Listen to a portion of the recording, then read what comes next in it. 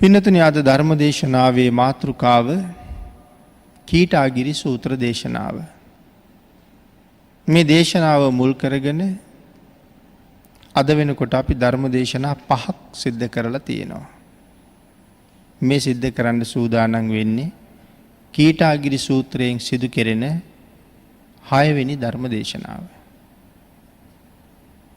මේ කීටාගිරි සූත්‍රයෙන් සාකච්ඡා කළේ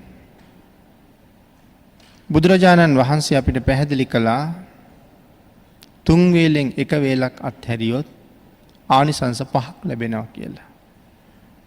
ආන්ගේ කාරණාවත් පදනම් කරගෙන තමයි මේ සූත්‍ර දේශනාව මේ සාකච්ඡා කරන්නේ.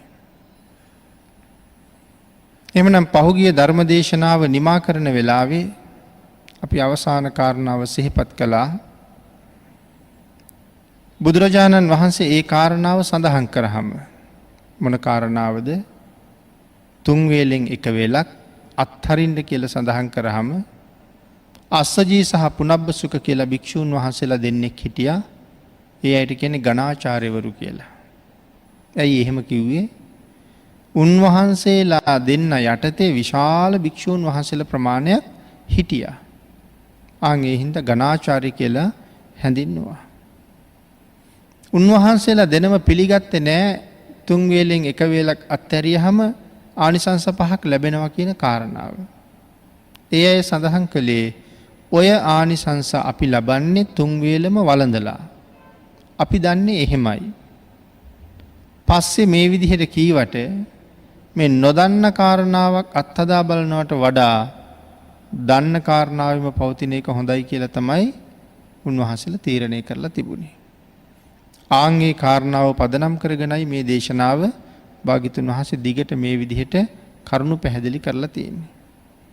එතකොට ආන්ගේ භික්ෂූන් වහන්සේලා අරමුණු කරගෙන භාග්‍යතුන් වහන්සේ සඳහන් කරනවා මහණෙනි නුඹලා මොනතරම්නම් මිත්‍යා ප්‍රතිපන්නද? කොයිතරම්නම් මේ අඥාන පුරුෂයෝ මේ ශාසනයෙන් ධර්මයෙන් සහ විනයෙන් දුරස්ද කියලා භාග්‍යතුන් වහන්සේ ප්‍රකාශයක් කරනවා. ඒ කියන්නේ බුද්ධ වචනය නොපිළිගැනීම නිසා. එතනින් තමයි අපි බහුගිය ධර්ම දේශනාව නිමා කරන්න යෙදුනේ. අද ධර්ම දේශනාව අපි එතන ඉඳලා ඉස්සරහට පවත්වාගෙන යන්න කටයුතු කරමු. පින්නතනේ භාග්‍යතුන් වහන්සේ එදා මේ භික්ෂූන් වහන්සේලාට ඔබලා මොනතරම් මිත්‍යා ප්‍රතිපන්නද, මේ ශාසනයෙන් කොච්චර දුරස්ද කියලා පැහැදිලි කළා. මෙතන සඳහන් කරනවා ඇයි බුදුරජාණන් වහන්සේ මෙහෙම කියන්නේ? ආන්ගේ කාරණාවට උත්තරයක් දෙනවා භාග්‍යතුන් වහන්සේට එහෙම ප්‍රකාශ කරන්න උනේ ගිහි අයට නෙමෙයි කියලා. එහෙනම් කාටද එහෙම ප්‍රකාශයක් කරන්න උනේ? පැවිද්දන්ටමයි. ගිහි අයට ප්‍රකාශ කරන්න උනා නම් කමක් නැහැ කියමු. නමුත් මේ ශාසනයට බැහැගත් පැවිද්දන්ටමයි ඒ කතාව සඳහන් කරන්නට යෙදුනේ.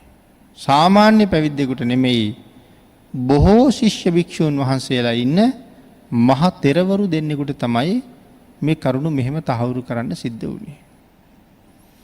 ඒ නිසා සඳහන් කරනවා මේ ශාසනයට අහවහම බුදුරජාණන් වහන්සේගේ එක වචනයක්වත් අහක දාන්න නැතුව පිළිගන්න පුළුවන් වෙන්න ඕනේ. භාග්‍යතුන් වහන්සේ දේශනා කරපු එකදු වචනයක්වත් අපිට අහක දාන්න පුළුවන් කමක් නැහැ.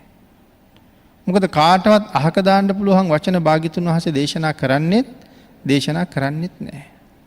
ඒ වචනය ලක්ෂ ගණන් කෝටි ගණන් දෙනාගේ නිවන උදෙසා හේතු වෙන නිසාමයි භාග්‍යතුන් වහන්සේ දේශනා කරලා තියෙන්නේ. ඒ හින්දා මේ ධර්මයෙන් අපිට වෙනස් කරන්න බෑ මොකවත්. අපි පොතක් ලියුවොත් ධර්මයක් එකතු කරලා අහවල් කොටස මේ පොතට අවශ්‍ය නැහැ. මෙතන ලියවිලා තියෙන අනවශ්‍ය කොටසක් මගේ පොතට ඒ කොටස එකතු කරන්නේ නැහැ කියලා අපිට අත්හරින්න කොටසක් නැහැ. හැම කොටසක්ම අපිට වටිනවා. මොකද මේ කාරණාව මීට කලිනුත් පැහැදිලි කරලා තියෙනවා.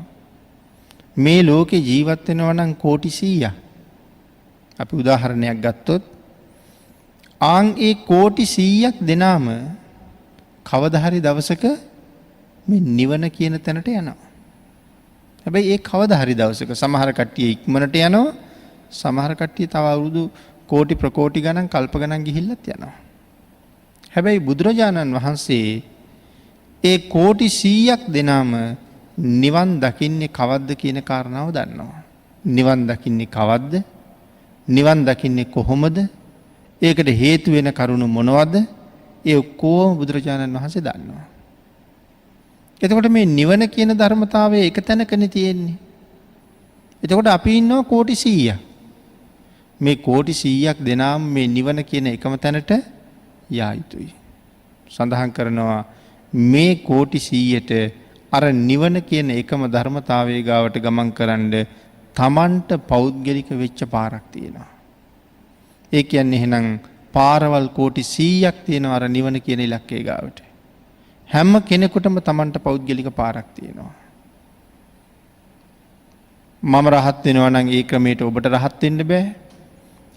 ඔබ රහත් වෙනවා නම් ඒ ක්‍රමයට ඔබේ ස්වාමියාට රහත් වෙන්න බෑ. ස්වාමියා එතෙන්ට ගියා නම් ඒ ක්‍රමයට දරුවන්ට යන්න බෑ. ඒ හින්දා හැමෝටම පෞද්ගලික පාරක් තියෙනවා. එක එක්කෙනාට එතෙන්ට යන්න තියෙන ක්‍රමවේදය වෙනස්. හැබැයි ඒක බුදුරජාණන් වහන්සේ දන්නවා. එහෙනම් ආන් අර කෝටි 100ක් දෙනාටම ඒ නිවනට යන පාර ආවරණය කරලා තමයි භාග්‍යතුන් වහන්සේ මේ ධර්මයේ දේශනා කරලා තියෙන්නේ. හැමෝගෙම පාර එතන තියෙනවා. නමුත් නැවත අලුත් පොතක් අපි ලියනකොට අර භාග්‍යතුන් වහන්සේගේ මහා ප්‍රඥාවෙන් කල්පනා කරලා අපිට කෙටි කරලා දුන්න කොටසෙන් ටිකක් අයින් කරලා ලියුවොත් එහෙම එතන කෝටි ගානක ගිනිවනට හේතු වෙන කොටස් ටික අයින් වෙලා යනවා. ආන් ඒ හින්දා මේ ත්‍රිපිටකයේ වාගේ ධර්ම ග්‍රන්ථ පරිහරණය කරලා ධර්මයේ ඉගෙන ගන්න යම් කෙනෙක් සූදානම් වෙනවා නම් අපි ඒ සඳහා පරිහරණය කළ යුතු හොඳම පොත බවට පත් වෙන්නේ වර්තමානයේ නම් බුද්ධ ජයන්ති මුද්‍රණය කියලා පොතක් තියෙනවා. ටිකක් ලොකු රතු පාට පොතක්. ආන් ඒ පොත තමයි අපි පරිහරණය කරනවා නම් අද පරිහරණය කරන්න වෙන්නේ. මොකද භාග්‍යතුන් වහන්සේ කෙටි කරපු ප්‍රමාණය ඒකේ තියෙනවා. අනෙක් පොත්වල ඊට වඩා කෙටි වෙච්ච අවස්ථා දකින්නවා. ආන් ඒ කෙටි වෙන්න ඒගොල්ලෝ අයින් කළේ මොන වචනේද කියන කාරණාවයි ප්‍රශ්නේ තියෙන්නේ. ඒ අයින් කරපු කෙනා ඒ වචන ටික ඒ ඡේදේ අයින් කරුවේ කොහොමද? එයාටත් ਸਰුවඥතා ඥානයක් තිබුණද කියලා හිතන්න වෙනවා. භාග්‍යතුන් වහන්සේ මේ කොටස අපිට දුන්නේ අවශ්‍යම නිසා. මොකද භාග්‍යතුන් වහන්සේගේ දේශනාව හරි දිගයි. සඳහන් කරනවානේ ගෙදරක දානේ වළඳලා අවසානයේ කරන ධර්ම දේශනාව. මදක් දික් කරලා කෙරුවා එහෙමනම් දීඝනිකායයි මජ්ක්‍ධිමනිකායයි දෙකම තරම් දිගයි කියලා කියන්නේ. දානෙන් පස්සේ කරන දේශනාව. නමුත් ඒක භාග්‍යතුන් වහන්සේගේ වාග් විලාසයත් එක්ක බොහොම කෙටි කාලයක් තුල කෙරෙනවා. ඒ තරම් දීර්ඝයි නමුත් භාග්‍යතුන් වහන්සේගේ දේශනාව. මේක තේරුම් ගන්න පුළුවන් උදාහරණයක් සඳහන් කෙරුවොත් දැන් මේ පින්නතුන් හැමෝටම ඔය කරණීය මත්ත වාගේ සූත්‍ර පාඩම්. එතකොට දැන් අපේ අය දන්නවනේ කරණීය මත්ත සූත්‍රයේ පිටකයේ තියෙන කොයි තරම් කෙටියෙන්ද කියලා. ප්‍රමාණය කිව්වොත් ගාථා 10යි තියෙන්නේ. නමුත් කරණීය මත්ත සූත්‍රය කියලා කියන ඔච්චරද? සඳහන් කරනවා කරණීය මත්ත සූත්‍රය කියලා කියන්නේ අති දීර්ඝ වූ දේශනාවක්. එහෙමනම් බණවර 220ක් කරණීය මත්ත සූත්‍රය කියන්නේ. බණවර 220ක් කියන්නේ බණවරක් කියන්නේ පාලි අකුරු 8000ක්. එහෙනම් බණවර 220ක් කියලා කියන්නේ පාලි අකුරු 17 ලක්ෂ ගාණක් විතර තියෙනවා කරණීය මත්ත සූත්‍රයේ ඇතුලේ. ඒ වුණාට දැන් අපිට හම්බ වෙලා තියෙන සූත්‍රෙත් එච්චර දිගද? එහෙනම් ගාථා 10කට මේසා දීර්ඝ සූත්‍රය කෙටි කෙරුවේ කවුද? බුදුරජාණන් වහන්සේ. ඔය තියෙන්නේ භාග්‍යතුන් වහන්සේ කෙටි කරලා අපට දුන්න ප්‍රමාණය. දැන් එතකොට කෙනෙකුට හිතෙන්න පුළුවන් මේ සූත්‍ර දේශනාව අහලා සජ්ජායනා කරලා මීට අනුව කටයුතු කරලා රහත් වෙච්ච ප්‍රමාණය කොච්චරද? ඒ වුණාට ඉතින් මෙච්චර සජ්ජායනා කරලත් ඇයි අපි රහත් උනේ නැත්තේ කියලා. ඇයි ඇත්තටම අපි රහත් උන්නේ නැත්තේ මේ ප්‍රමාණයෙන්? අපි මේක ඉගෙන ගන්නකොට අර කෙටි කරපු ප්‍රමාණය ඔක්කොම ඉගෙන ගන්න ඕනේ. ඒ බණවර 220ම අපි ඉගෙන ගන්න ඕනේ ඒ තරම් දිගට. එතකොටයි මේ සූත්‍රය හොඳට අපිට වැටහෙන්නේ. අපිට එහෙම ඉගෙන ගන්න ඉඩ තියලා තමයි භාග්‍යතුන් වහන්සේ මේ ප්‍රමාණය කෙටි කරලා දේශනා කරලා තියෙන්නේ. එතකොට දැන් තියෙන්නේ ගාථා 10යිනේ. දැන් යම් ගාථා ප්‍රමාණයක් තියෙනවා නම් මේ සූත්‍රයේ මේ ලෝකේ කාටද පුළුවන් මේ ගාථාව අවශ්‍ය නෑ මෙතෙන්ට කියලා අයින් කරන්න? එහෙම කෙනෙක් ඉන්නවද? එහෙම කෙනෙක් කවුරුවත් නෑ මේ ගාථාව ඕනේ නෑ කියලා අයින් කරන්න බෑ. ආන් එහෙමනම් ওই පිටකයෙන් එක වචනයක්වත් අපට අයින් කරන්න බෑ. මොකද භාග්‍යතුන් වහන්සේ කෙටි කරලා දුන්න ප්‍රමාණය තමයි ඔය තියෙන්නේ. ආන් ඒකයි සඳහන් කළේ මේ ශාසනය කටයුතු කරනවා නම් බුදුරජාණන් වහන්සේගේ එක වචනයක්වත් අහක දාන්න බෑ. ශ්‍රී මුක ධාතුවෙන් කවදාවත් කාටවත් වැඩක් නැති එකම වචනයක්වත් ප්‍රකාශ වෙන්නේ නෑ. භාග්‍යතුන් වහන්සේ දේශනාවක් නැත්තම් නිශ්ශබ්දව වැඩ ඉන්නවා. ආර්ය වූ නිශ්ශබ්දතාවය. යම් කෙනෙක් භාග්‍යතුන් වහන්සේ ළඟ යම් කාරණාවක් කතා කරන්න ආව නම් එතන තියෙන්නේ ධර්ම කතාවක්. ධර්ම කතාවකින් පරිබාහිර කිසි තැනක භාග්‍යතුන් වහන්සේ නැහැ. ආන් ඒ හින්දා එක වචනයක්වත් අයින් කරන්න බැරුව යනවා අපිට. හැම වෙලාවෙම පින්නතුනි සඳහන් කරනවා අපි දන්න ධර්මය අපි දැනගෙන හිටියට ආන්ගේ ධර්මයේ කවදාවත් උපාදාන කරගන්න එපා කියලා. අපි දන්න ධර්මය උපාදාන කරගන්න එපා. එතකොට කෙනෙක් මේක වැරදියට තේරුම් ගනීද? මෙච්චර කල් අපි දැන ඉගෙනගෙන තියෙන ධර්මය අල්ලගන්න එපාද අපි කියලා? එහෙම නෙමෙයි මේ සඳහන් කරන්නේ. මම මෙතෙක් කල් දැනගෙන හිටපු කාරණාව භාග්‍යතුන් වහන්සේ දේශනා කරපු කාරණාවට වඩා පටහැනි වෙන්න පුළුවන්. ඒක වැරදි කාරණාවක් වෙන්න පුළුවන්. නමුත් යම් තැනක මේක වැරදි කියලා පෙන්නලා දුන්නොත් ඒ වෙලාවෙම වැරදි කාරණාව අතාරින්න පුළුවන්කම තියෙන්න ඕනේ. නමුත් සමහර අයට එහෙම කරන්න බෑ.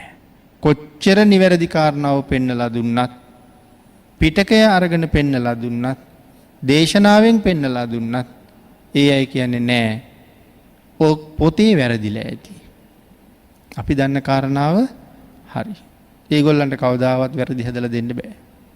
එහෙම අය එදත් හිටියා අදත් ඉන්නවා. ආන් එකයි මං කිව්වේ දන්න කාරණාව උපාදාන කරගන්න එපා මං දන්නවා කියලා.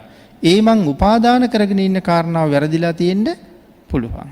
ඒක වැරදි බව දැනගත්තොත් වහාම වැරදි ධර්ම කරුණු අත්හරින්න පුළුවන්කමක් අපි තුල තියෙන්න ඕනේ කියලායි මේ සඳහන් කළේ. ඊළඟට පින්නතුනේ මේ ත්‍රිපිටක ධර්මය නැවත කියවද්දී තමන් හිතාගෙන ඉගෙනගත්ත දේට වඩා ලොකු දෙයක් අපිට වැටහෙන්න පුළුවන්. නැවත නැවත අධ්‍යයනය කරනකොට කලින් දැනගෙන හිටියට වඩා ලොකු දෙයක් අවබෝධ වෙනවා. ආන් ඒ නිසා මේ නිර්මල ධර්මයේ තුල භාග්‍යතුන් වහන්සේගේ දේශනාවම හැම වෙලාවෙම අපි ගරු කළ යුතුයි, පිළිගත යුතුයි. යම් කාලයක හරි මේ සංසාරයෙන් එතර යන්න බලාපොරොත්තු වෙනවා නම් එහෙනම් ධර්ම රත්නයේ පිටුපාලත් බැහැ මේ ගමන යන්න, බුද්ධ රත්නයේ පිටුපාල මේ ගමන යන්න පුළුවන්කමකුත් නැති බවයි මේ කාරණාවෙන් පේන්නේ. ඊළඟට සඳහන් කරනවා මේ බුද්ධ වචනය පිළි නොගන්න කෙනෙක් වුණොත් එයාට කවදාවත් බෞද්ධයෙක් වෙන්න පුළුවන්කම නැතුව යනවා. භාග්‍යතුන් වහන්සේට විරුද්ධ වුණා කියලා කියන්නේ තිසරණේ එතනම බිඳුණා කියන එකයි. ඉතින් බෞද්ධයෙක් නොවි කවදාවත් මේ ශාසනයෙන් පිහිටක් හොයන්න බැරුව යනවා. බෞද්ධයෙක් නුණා කියලා කියන්නේ බුද්ධ වචනේ පිළිගන්නේ නැහැ කියන කාරණාවයි. යමෙක් බුද්ධ වචනේ පිළිගන්නවා නම් ඔහු භාග්‍යතුන් වහන්සේ පිළිගන්න කෙනෙක්. ධර්ම රත්නයත් ආර්ය මහා සංඝ රත්නයත් පිළිගන්න කෙනෙක් වෙනවා. ඒ නිසා බුද්ධ වචනය පිළිගන්න එක මේ අවස්ථාවේ ඊටාම වටිනවා මේ සංසාරයෙන් එතර යන්න නම්.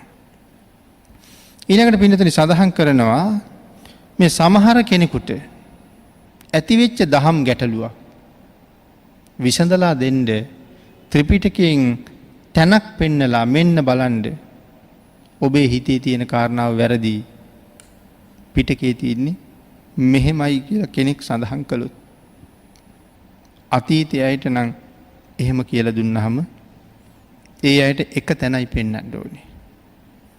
ඒ තැන දකින්නවත් එක්කම තමන් ගාව තියෙන සියලු වැරදි අතහරිනවා. නමුත් වර්තමානයේ නම් එක තැනක් පෙන්නලා දීලා කවදාවත් ඒක කරන්න වෙන්නේ නැහැ. 3-4 පොලක් 7-8 පොලක් පෙන්නලා දුන්නත් සමහර කට්ටිය පිළිගන්නේ නැහැ.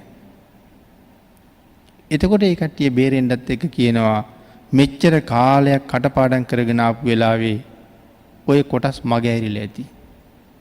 ඔය කාරණාව ඇත්ත නෙමෙයි වෙන්නේයි. හරි කාරණාව මගහැරිලා ඇති. ඔය පස්සේ ලියවිච්ච කෑල්ලක් වෙන්න ඇති. ඒ හින්දා අපි ඔය කෑල්ල පිළිගන්නේ නෑ අපි මෙච්චරයි පිළිගන්නේ.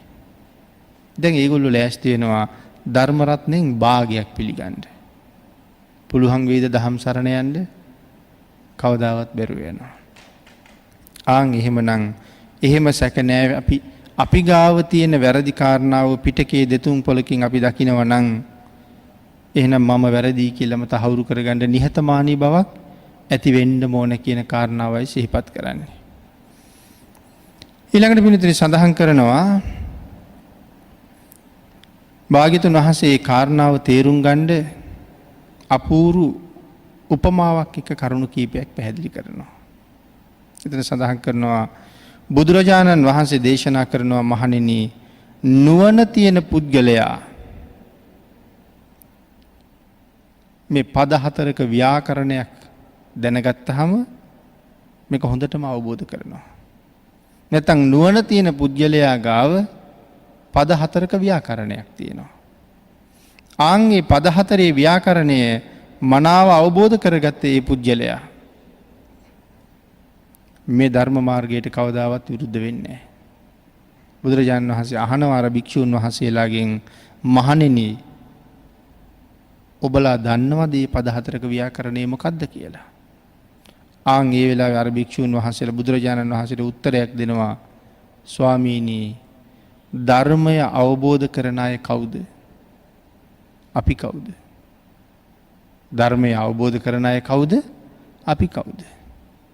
ඒ කියන්නේ තාමත් මේක පිළිගන්න කැමැත්තක් තියෙන බවක් පේන්නේ. අපි මොක්කුද කියලා අහනවා වාගේ. බුදුරජාණන් වහන්සේ අහනවා එහෙමනම් ඒ කාරණාව මම දේශනා කරන්නම්. ඒ වෙලාවේ සඳහන් කරනවා එහෙමයි ස්වාමීනි.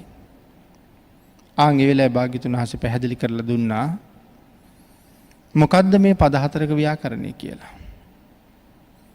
ඊළඟට ඒ කාරණාව අපිට තේරුම් ගන්න තව ටිකක් විස්තර කරලා තියෙනවා මහණෙනි යම් ශාසනයක ශාස්ත්‍රුන් වහන්සේ ඒ කියන්නේ ඒ ශාසනයේ නායකයා යම් ශාසනයක ශාස්ත්‍රුන් වහන්සේ ආමිෂය ගරු කරලා තියෙනවා නම් ශ්‍රාවකයන්ට කැමති දෙයක් කරන්න පුළුවන්. ශාස්ත්‍රුන් වහන්සේ ආමිෂය ගරු කරලා තියෙනවා නම් කැමති දෙයක් කරන්න පුළුවන්. ඒ වුණාට අපේ ශාසනයේ ශාස්ත්‍රුන් වහන්සේ ආමිෂය ගරු කරපු කෙනෙක්ද? මෙතන සඳහන් කරනවා අපිට මෙහෙම හොඳයි මෙහෙම කරනවා නම් තවත් හොඳයි කියලා හිතන්න පුළුවන් ආමිෂයේ ගරු කරපු ශාසනයක. නමුත් සඳහන් කරනවා මේ ශාසනයේ ශාස්ත්‍රුන් වහන්සේ සම්පූර්ණයෙන්ම ආමිෂයෙන් තොරයි. අපේ ශාසනයේ ශාස්ත්‍රවරයා සම්පූර්ණයෙන්ම ආමිෂයෙන් තොරයි. කවදාවත් බුදුරජාණන් වහන්සේ ආමිෂයට ලෝභ වෙච්ච කෙනෙක්ද? ලාභ ලෝභ වලට ගිජු වෙච්ච කෙනෙක්ද? එක එක්කෙනාගේ මූණ දිහා බලලා කටයුතු කරපු කෙනෙක්ද? රජ්ජුරුව කතා කරාම රජ්ජුරුවන්ගේ තැන් වලට සම්බන්ධ වුණා. සාමාන්‍ය කෙනෙක් කතා කරපුවාම ඒක ප්‍රතික්ෂේප කළා. ධනවත් අයගේ තැන් හොයාගෙන ගියා. නිර්ධනයන්ට පිටුපෑවා. භාග්‍යතුන් වහන්සේ එහෙම කරපු කෙනෙක්ද? බුදුරජාණන් වහන්සේ කියන්නේ කවදාවත් එහෙම කරන කෙනෙක් නෙමෙයි. එහෙනම් මේ ශාසනයේ ශාස්ත්‍රුන් වහන්සේ කවදාවත්ම ආමිෂය ගරු කරන කෙනෙක් නෙමෙයි කියලා සඳහන් කරනවා. ආන් ඒ නිසා ආමිෂය හා එක් වෙලා වාසය කරන්නේ නැහැ කියලා පැහැදිලි කරනවා. ඒ කාරණාව සඳහන් කරනවා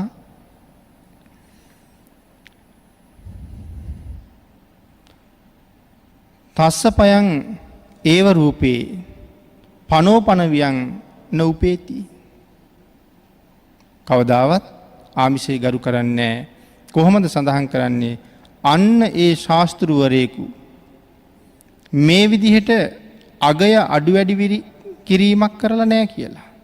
මේ ශාසනීය ශාස්ත්‍රුන් වහන්සේ කවදාවත් අගය අඩු වැඩි කිරීමක් කරන්නේ නැහැ. අන්න ඒ යම් ශාස්තෘවරයෙකුට මේ විදිහට අගය අඩු වැඩි කිරීමක් කරන්නේ නැහැ කියලා සඳහන් කරනවා. කොහොමද?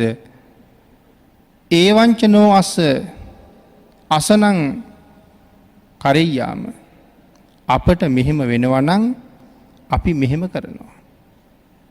සඳහන් කරනවා කොහොමද? නචනෝ ඒව මස්ස නතං කරෙය්‍යාම අපට මෙහෙම වෙනවා නම් අපි මෙහෙම කරනවා නැත්තම් බෑ. එහෙම සඳහන් කරන්නේ මිත්‍යා දෘෂ්ටික ශාසනයක. එහෙම නැත්තම් ශාස්ත්‍රවරයා ආමිෂය ගරු කරලා තියෙනවා නම් ඒ වාගේ ශාසනයක ශ්‍රාවකයන්ට එහෙම කියන්න පුළුවන්. අපිට මෙහෙම කරනවා නම් අපි මෙහෙම කරන්නම් නැත්තම් බෑ කියලා.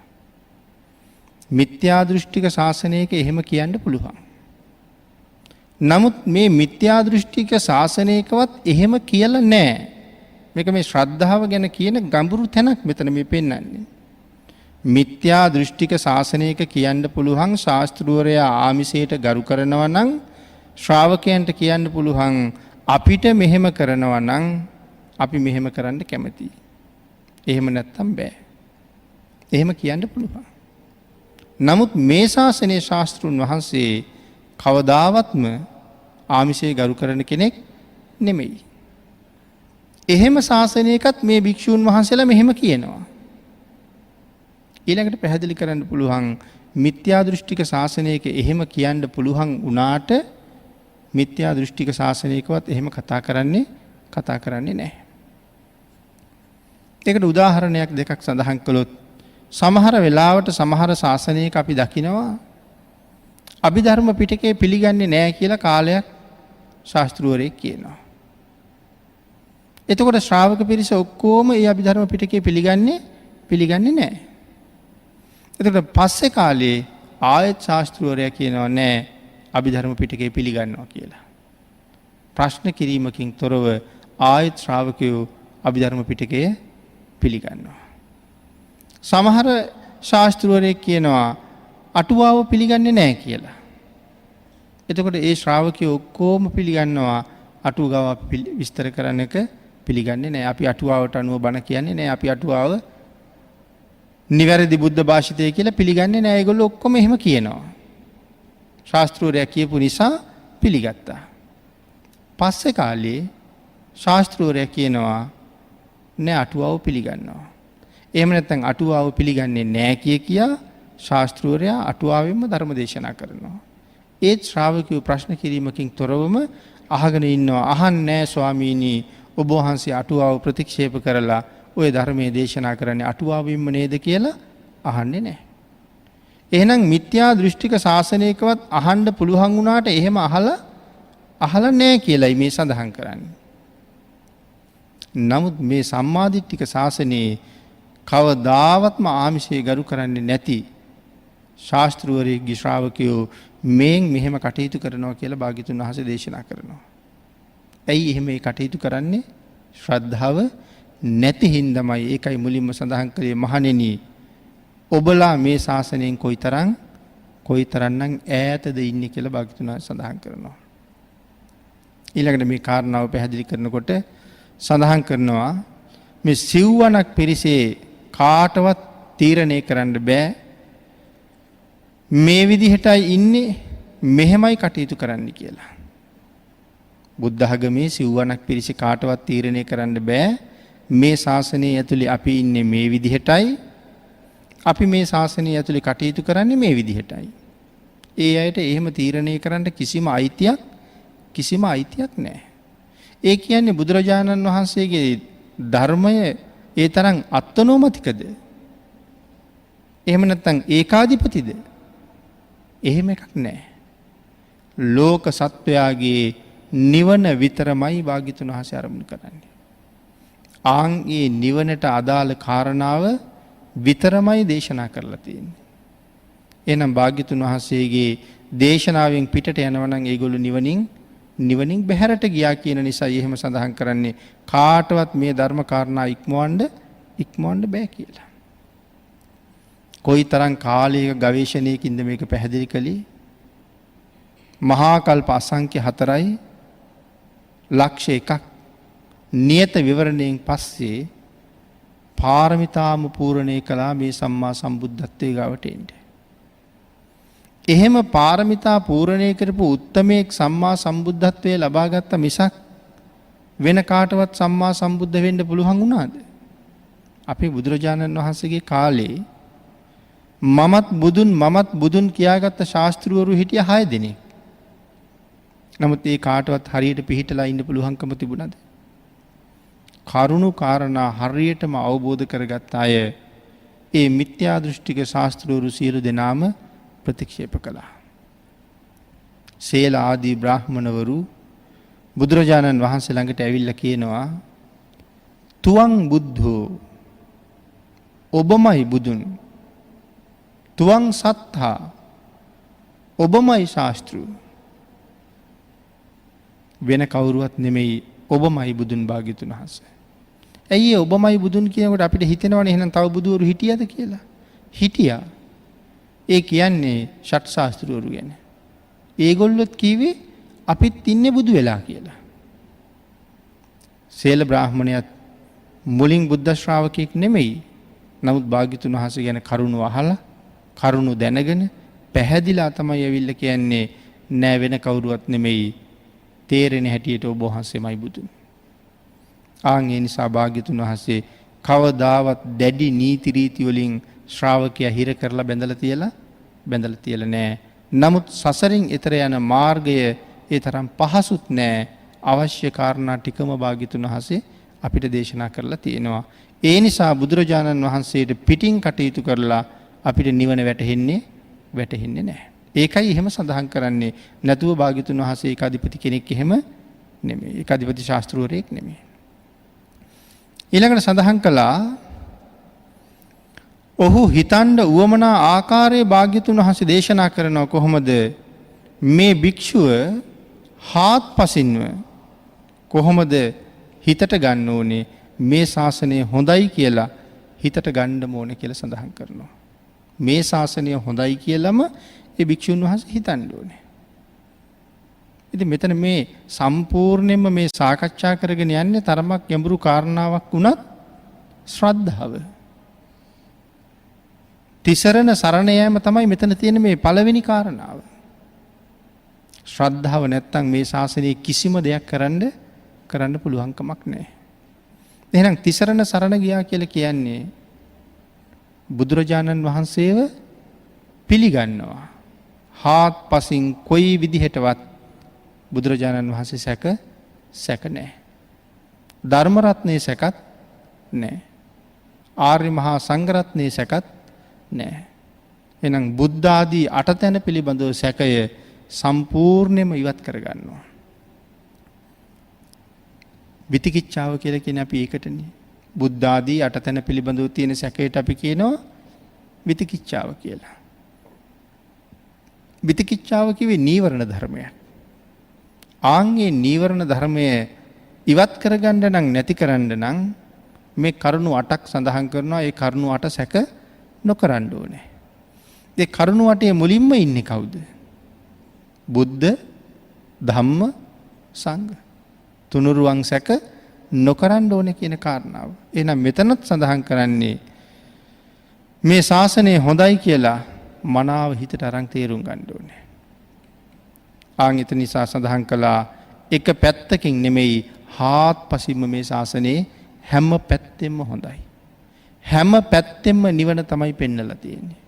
හැම පැත්තෙම සැනසීමමයි පෙන්වලා තියෙන්නේ. හාත්පසින්ම දකින්න ඕනේ කියලා සඳහන් කළේ ඒකයි.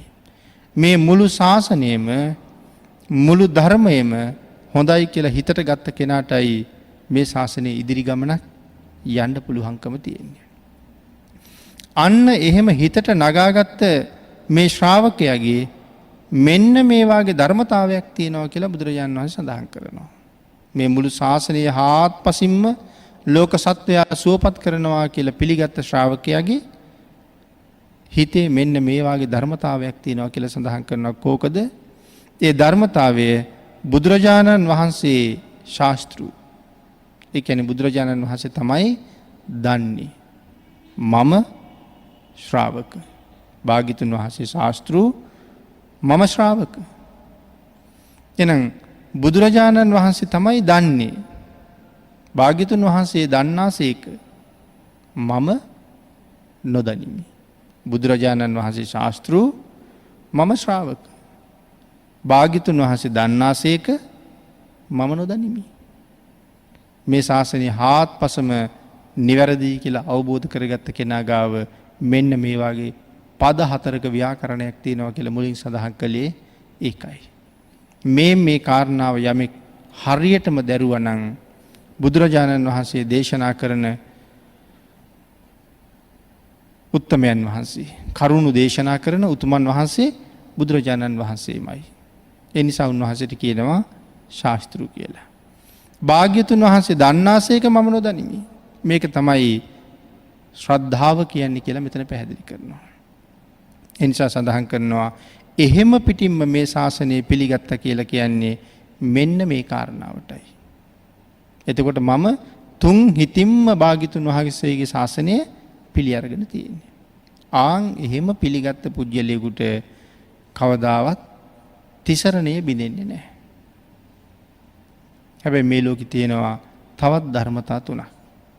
අනිත්‍ය, දුක්ඛ, අනාත්ම. මෙහෙම පිළිගත්තා වුණාට තාම මාර්ගඵලයක් ලැබලා නැත්තම් මේ පිළිගැනීම අනිත්‍යයි. ඇයි මේ පිළිගැනීම අනිත්‍යයි කියලා කියන්නේ? එහෙම පිළිගත්තට තව දවසක මංගාව තියෙන මේ ශ්‍රද්ධාව paludu වෙන්න පුළුවන්. බුදුරජාණන් වහන්සේ පිළිබඳව තියෙන විශ්වාසය paludu වෙන්න පුළුවන්. මේ ජීවිතේ හැබැයි බෞද්ධයෙක් වෙලා හිටියට මැරිලා උපදිනකොට සමහරලාට මට ආයෙ බෞද්ධකම නැතුව තමයි උපදින්නේ. ආයෙත් සත්පුරුෂයෝ ළඟ ඉපදිලා ආයෙත් තෙරුවන් සරණ යන්න වෙනවා. හැබැයි මාර්ගඵල ලබාපු කෙනෙකුට එහෙම වෙනවද? සෝවාන් වෙච්ච කෙනෙක් මරණයටපත් වෙලා ආයෙ ඉපදෙනකොට ආයෙත් සෝවාන් වෙන්න වෙනවා කියලා එකක් නෑ. ඒ සෝවාන් බව එහෙමම තියෙනවා. හැබැයි මේ අපේ ලෞකික සරණාගමනේ ඊට වඩා විටින් විට වෙනස් වෙනවා. එහෙනම් හාත්පස සරණ ගියාට මාර්ගඵල ලැබල නැත්නම් අනිත්‍යතාවය නිසා අපි අතින් මේක වෙනස් වෙන්න පුළුවන් කියන කාරණාව සිහිපත් කරන්න පුළුවන්. ඊළඟට පින්නතුනි බුදුරජාණන් වහන්සේගේ මේ ධර්ම දේශනාව කරුණු කාරණා සහිතව පෙන්වහම ඔතන වැරදිලා ඇති කියලා හිතන අය එදත් හිටියා අදත් ඉන්නවා. මේක ධර්ම කාරණාව හාත්පසින්ම පෙන්වලා දුන්නාම ඔතන වැරදිලාද දන්නේ නැහැ. එහෙම හිතන අය අතීතෙත් හිටියා. හැබැයි වර්තමානෙත් ඉන්නවා. ධර්ම කාරණාව වැරදිද දන්නේ නැහැ. ඒ හින්දා ඔහොම නෙමෙයි මෙහෙම වෙන්නයි ඕක තියෙන්න ඕනේ. දැන් මට හිතෙන හැටියට කියනවා. එතකොට අපිට එහෙම හිතුනේ අපිටත් ਸਰවඥතා ඥානෙ තිබුණද කියලා අපව හිතන්න ඕනේ. තිබුණා නම් මෙච්චර කල් මේ සංසාරේ මොනවට දුක් විඳිනවද අපි? එහෙනම් මේ නිර්මල නෛර්යානික ධර්ම රත්නේ කොතනවත් වෙනස් වෙලා නැහැ. සමහර කෙනෙක් හිතන්න පුළුවන් එදා මේ ධර්මයෙන් කෙනෙක් රහත් වුණාට අද රහත් වෙන්නේ නැහැ නේ. එදා මාර්ගඵල ලැබුවට අද මාර්ගඵල ලැබෙන්නේ නැහැ නේ. එහෙම හිතනවා.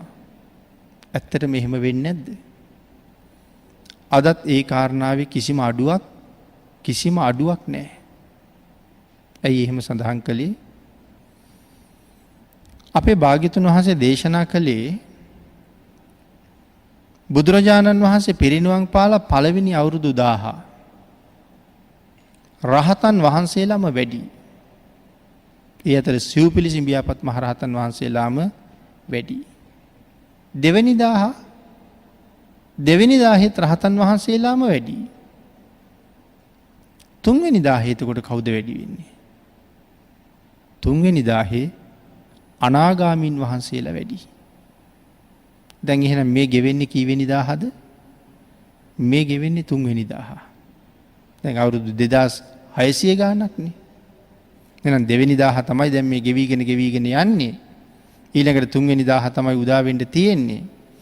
එහෙනම් මේ පැහැදිලි කිරීමත් එක්ක මේ කාලෙට වැඩියෙන්ම ඉන්නේ රහතන් වහන්සේලාමයි. තුන්වෙනි දාහේ වැඩියෙන් ඉන්නේ අනාගාමීන් වහන්සේලා. එතකොට අපිට කියන්න පුළුවන් ද භාග්‍යතුන් වහන්සේ එහෙම සඳහන් කරනකොට මේ කාලේ රහතන් වහන්සේලා නැහැ කියලා? රහතන් වහන්සේලා අඩුයි කියලා කියන්න පුළුවන්ද? අඩුයි තමයි. ඒක අපි හොඳටම දන්නවා. ඇයි අඩු වෙලා තියෙන්නේ? ධර්මයේ සහ විනෙහි අපි හැසිරෙන්නේ නැති හින්දා. දැන් ඒකට ධර්මයේ සහ විනෙහි අපි හැසිරෙන්නේ නැහැ කියලා කියහම භික්ෂූන් වහන්සේලා විතරද? මේ ශාසනයේ සිව්වණක් පිරිසක් ඉන්නවා. භික්ෂු භික්ෂුණී උපාසක උපාසිකා. අපි එහෙනම් මේ ධර්ම මාර්ගයේ හැසිරෙනවද? ගිහි ජනතාවට භාග්‍යතුන් වහන්සේ දේශනා කරපු නිත්‍ය වූ සීලයක් තියෙනවා. ඒ පන්සිල්. අපි කල්පනා කරලා බැලුවොත් අපි පන්සිල් මත ඉන්නවද කියලා? එතනත් නැහැ. එහෙනම් එතනින් එහාට සීලයක් ගැන කතා කරන්න දෙයක් ඇත්තෙම නැහැ. ඉතින් තාම පන්සිල් ගාවවත් අපි නැතුව අද මේ ධර්මයෙන් රහත් වෙන්න බෑ ඵල නැහැ කියලා කීවට හරියනවද? එහෙනම් භාග්‍යතුන් වහන්සේ යන්න දේශනා කරපු අනුපුබ්බ සික්ඛා, අනුපුබ්බ කිරියා, අනුපුබ්බ පටිපදා. ඒ කාරණා මේ සූත්‍රයේ මුලින් සාකච්ඡා කරලා තියෙනවා. ආන්ගේ ප්‍රතිපදාවට එන්නේ නැතුව කවදාවත් සසරින් මිදෙන්න කෙනෙකුට පුළුවන්කමක් නැහැ කියලායි මේ සඳහන් කළේ. එහෙමනම් අද ධර්ම දේශනාවට යෙදිලා තියෙන කාලයේ නිමා වෙලා තියෙන නිසා කීටාගිරි සූත්‍රයේ ආශ්‍රයෙන් සිදු කරන 6 වෙනි ධර්ම දේශනාව අපි මේ විදිහට නිමා කරමු. සමහරලාට ඊළඟ ධර්ම දේශනාව කීටාගිරි සූත්‍රයේ අවසාන ධර්ම දේශනාව වෙන්න බොහෝ දුරට ඉඩ තියෙනවා.